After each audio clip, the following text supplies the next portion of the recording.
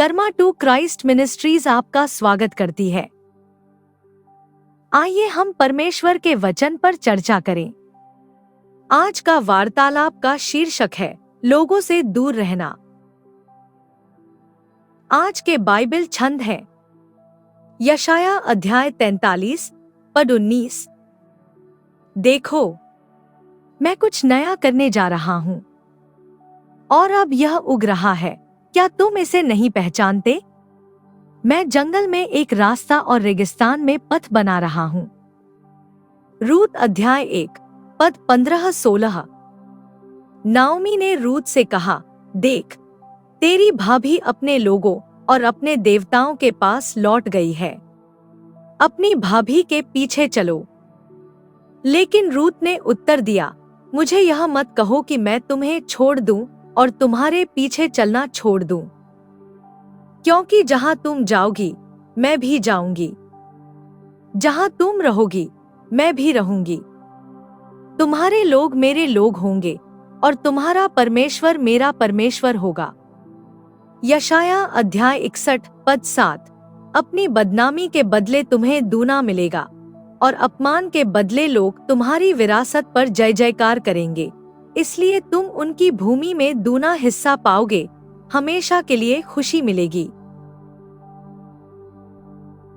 एक ही व्यक्ति से या एक ही परिस्थिति में एक ही तरह के नकारात्मक परिणाम पाने की उम्मीद करना जीने का एक खतरनाक तरीका है। निश्चित रूप से जीवन में आपका पिछला अनुभव और आपका अतीत अच्छे शिक्षक हैं, लेकिन वे केवल तभी तक अच्छे हैं जब तक कि ईश्वर को परिस्थिति में शामिल न किया जाए। हम भूल जाते हैं कि ईश्वर को पुराने को नवीनीकृत करना, नई और अद्भुत चीजें बनाना और हमारी गड़बड़ियों को चमत्कार में बदलना पसंद है। वह अतीत में हमारे लिए विफल हुई किसी चीज या व्यक्ति को लेकर उसे एक अद्भुत गवाही में बदलकर हमें आश्चर्यचकित करना पसंद करता है।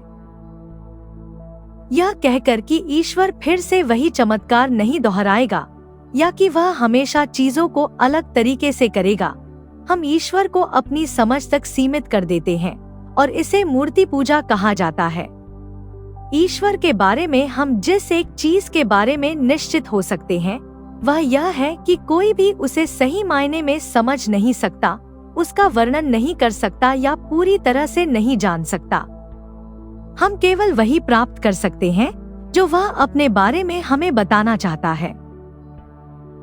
इसलिए जिस तरह हमें ईश्वर को अपनी व्यक्तिगत राय तक सीमित नहीं रखना चाहिए, उसी तरह हमें किसी के जीवन, सरकार या किसी विशेष स्थिति में उसके द्वारा लाए जा सकने वाले बदलाव को भी सीमित नहीं करना चाहिए। याकूब अपने चालाक रवैये के कारण हार गया और परमेश्वर ने उसका नाम और नियति बदल दी और वह इस्राएल के 12 गोत्रों का पूर्वज बन गया। सारा शारीरिक रूप से बच्चे को जन्म देने के लिए बहुत बूढ़ी थी, लेकिन उसने 90 वर्ष की आयु में बच्चे को जन्म दिया। नाओमी ने खुद को कोसा और सभी को छोड़ दिया, लेकिन रूत, एक बुतपरस्त बहू, उसके साथ रही और नाओमी को एक बच्चे की देखभाल करने का विशेषाधिकार दिया जो मसीहा के वंश को आगे बढ़ाएगा। कभी कभी हमें विषाक्त लोगों से दूर रहने की आवश्यकता होती है, यहाँ तक कि रक्त संबंधियों से भी जो लगातार प्रभु में हमारी प्रगति में बाधा डालते हैं। हालांकि हमें हमेशा यह सुनिश्चित करना होगा कि हम उन लोगों के साथ ऐसा न करें जिन्होंने हमारे साथ ईश्वर बंधन बनाया है। दूसरे शब्दों में, हम उन लोगों के खिलाफ आंख मूंद कर यह कदम नहीं उठा सकते जो यीशु के लहू के माध्यम से रिश्तेदार हैं। यदि आप केवल लोगों से दूर रहने का प्रयास करते हैं, तो आपके आसपास कोई नहीं रहेगा। केवल इसलिए सभी से दूर न रहें क्योंकि आपके साथ उनका अतीत रहा है, क्योंकि परमेश्वर किसी को भी बदल सकता है और वे आपकी वर्तमान स्थिति के लिए परमेश्वर के आशीर्वाद की कुंजी हो सकते हैं। आइए हम प्रार्थना करें। स्वर्गीय पिता, आपके शब्द बहुत शुद्ध और परखे हुए हैं। आपका वचन मेरे लिए खुशी और मेरे दिल को खुश करने वाला था।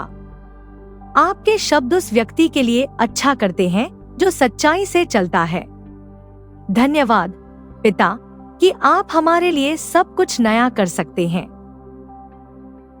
धन्यवाद कि कुछ भी और कोई भी आपके दिव्य स्पर्श का विरोध नहीं कर सकता।